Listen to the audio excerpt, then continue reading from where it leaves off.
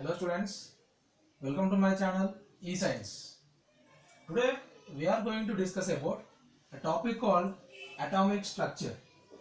Atomic structure. Right? So in the atomic structure again we are going to discuss a topic electromagnetic radiation. Electromagnetic radiation. In the name itself it is there. Radiation we are calling it as what? Radiation. Right?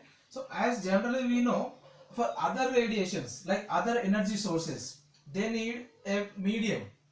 They need a medium to travel. But here the electromagnetic radiations, they do not require any medium. They can travel in the vacuum also. So such type of radiations, we call them as electromagnetic radiation. What we are calling it as? Electromagnetic radiation. We can define like the radiations which do not require any kind of medium, which can travel in the vacuum also, are called as electromagnetic radiations. Electromagnetic radiations. Right? So let us discuss the properties of the electromagnetic radiations and the characteristics of the electromagnetic radiations. Right? So here we will discuss that how the electromagnetic radiation will be there means the electromagnetic radiation is travels in a field. There is two types of fields will be there. We are saying what there is no medium required, we are saying, but there are two fields are there, right? So how the two fields are there we'll discuss here, right? So we'll make it three axes. This is our x-axis and this is our y-axis and one z-axis will be there like this. Yeah? So three axes are there. As already you know, three axes, that is three dimensions are there. They are like perpendicular to each other, right? Right. Now in this three dimensions, y-axis, right? Y-axis is there, no? So that we calling it as electric field. That I am taking as electric field, right? And y-axis, x-axis I am taking it as magnetic field. I am taking it as magnetic field. What I am taking it as magnetic field, right? So here, if any disturbance created, generally you will take, if any pond is there, any water source is there, if you create any disturbance, if you throw a stone in that creates a disturbance which generates waves. Yes or no? Right? So in the same way, if any electric field, in the electric field, if any disturbance created, that is electric charge creates any disturbance, that we call as vibrations. That is in an electric field or in the magnetic field, in both the fields, if suppose any disturbance created in a certain place, that generates a wave, that wave can travel in the two fields. Like I will show you the diagram how it will be. Just try to understand it.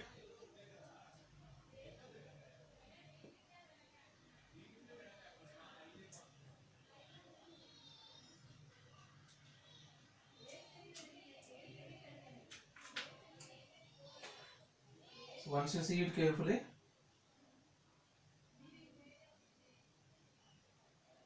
see this.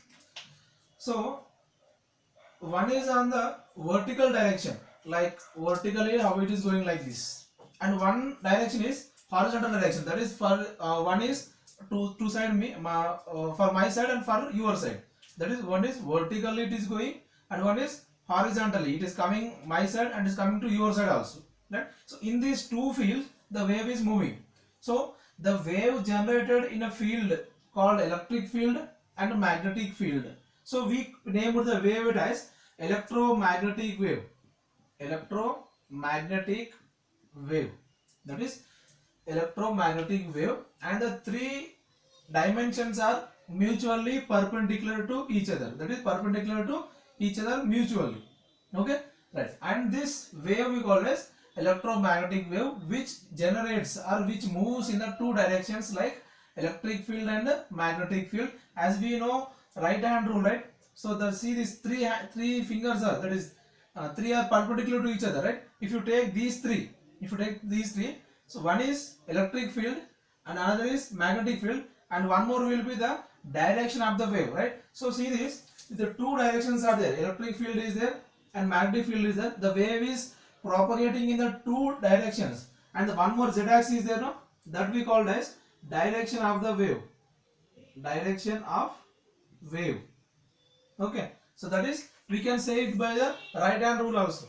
That is, the wave generates in the electric field as well as in the magnetic field. And remember, I said you what, the disturbance creates in a field. If the disturbance created in the magnetic field, or the disturbance creates in the electric field. If one is created in one of the fields, the disturbance created, that can disturb the other field also. If the disturbance created in the electric field, that can disturb the magnetic field. If the magnetic field, in the magnetic field the disturbance created, that can disturb the electric field also. Okay? So that is what electromagnetic wave we are saying it as. Electromagnetic wave we are saying it. Then what is mean by a wave? How can you define a wave? What characters are there for the wave? That we need to discuss, right? So that we can say it as wave characters. What I am saying it as? Wave characters. Wave characters. Okay? Are characteristics of the wave. So first one in the very important is that wave length. Wavelength. Okay? So wavelength, right? So wavelength, what is mean by wavelength? And how it is denoted means, wavelength is denoted by a sign called lambda. A sign lambda. Lambda is the symbol, a notation or a sign for the wavelength, right? How can you define a wavelength, right? So generally wave, what we are saying, wave I am saying, no? So what will be there in the wave? Suppose a wave is there like this, it is a field. In that field a wave is generated like this, or wave is propagating like this, right? So see this, these peaks are there, no? The peak points, the top points are there, no? So that we are calling is as crest, crest, crest, and the bottom points are called as trough, trough. That is, any wave is there, in that wave peak points are called as crest, bottom points are called as trough. Okay, now how to define the wavelength?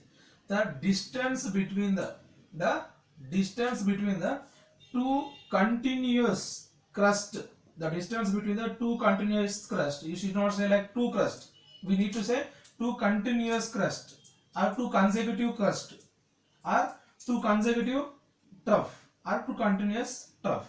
The alternative, that continuous will be there, no? The two continuous crust, the distance between the two continuous crust we call as wavelength. Wavelength, right? So what we are saying it as distance we are saying.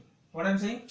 Distance we are saying. Distance means what? How to measure the distance? In our daily life generally we will measure in the meters, centimeters, millimeters, kilometers, right? So same like here, some units are there for the wavelength, right? So we will write units here. So units of the wavelength, units of the wavelength, right? So here units of the wavelength are, we can measure in the angstroms. We can measure in the angstroms, right? So 1 angstrom is equals to 10 power minus 10 meters.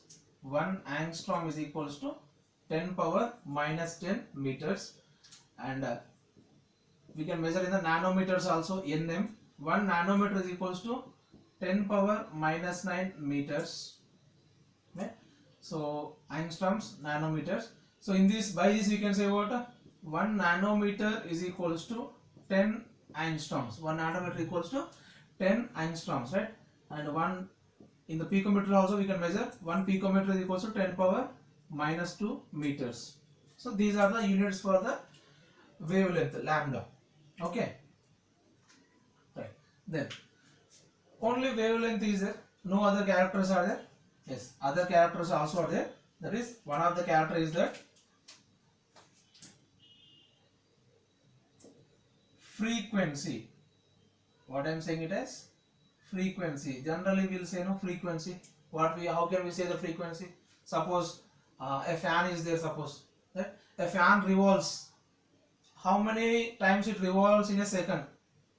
That is the frequency of the fan. or suppose a bus is there, the bus comes in a day for 10 times, that means we can say what, 10 is the frequency of the bus in a day. That means in a particular time how many observations are taken place, that we call as frequency. Same here also, in a particular point, at a particular point, how many waves are passing through the particular point in a second, that we call as frequency. The number of waves, how many number of waves are passing through a point in a second, that we call as frequency, right? So what we are saying, in a second we are saying, no? So the units are what? Second inverse. Second inverse, or the units also, one more unit also is there, that is hertz. Hertz. Okay, so per seconds, that is second inverse or hertz, right? And that hertz also we can, we can measure like 1 megahertz, that is capital M. 1 megahertz is equals to 10 power 6 hertz, and 1 kilohertz also is there, that is 10 power 3 hertz, kilohertz. Okay, so that is what Hz this is. Okay, hertz means Hz. So generally it will come in the hertz only. So hertz means per second. Okay, that is the units of the frequency. Okay? And how this wavelength and frequency are related, just you try to understand here. Here I am taking the two waves. Here I am taking the two waves. Okay, so one wave contains only one wavelength is there, only one wave is there here, right? And another is there, another is there like this. You can see the number of waves, two waves are there, right? You see this, now the wavelength is more, wavelength is more. What is the frequency here? Up to this point only one wave is there, that is when the wavelength is more, only one wave is there, right? Now in the second case, this is the wavelength, right? First wavelength and second wavelength. Wavelength decreased, number of waves are here 2, here only one wave is there, that is wavelength decreased, frequency increased, number of waves increased. See this, wavelength increased, number of waves decreased, that is we can say this like wavelength is inversely proportional to the frequency. Wavelength is inversely proportional to the frequency. So that relation we can take from the wavelength and frequency. Okay, alright, this is what wavelength and frequency. The next one more also is there, that is wave number. Wave number, right? And don't get confused, number of waves are different, wave number is different. If anyone asks you how many number of waves means, it is not the wave number. Okay, wave number is just only the wave number, which is denoted by mu bar. Mu bar, here frequency denoted by mu, frequency denoted by mu, it is mu, it is not like any other mu. Okay, and wave number denoted by mu bar, it is just the inverse of wavelength, just the inverse of the wavelength. This is what we will discuss afterwards. Just remember only one thing, that number of waves are different, wave number is different, and don't get confused. Okay, so this where it comes, where we will use, that we will discuss afterwards. Okay, and next one more is there, speed of light. Speed of light, or speed, we can say it as speed. Generally we know what we are saying, the radiation, electromagnetic radiation we are saying, no? So radiation means what? It is an energy source. So when you take the light, speed of light, when you take that, we can represent with the c, and the value we know already, 3 into 10 power 8 meter per second. 3 into 10 power 8 meter per second. But here we are taking the particle. Here we are taking the particle. So the particle speed we can mention with a v. We can mention with a v. In the place of c, you can take the v. Right?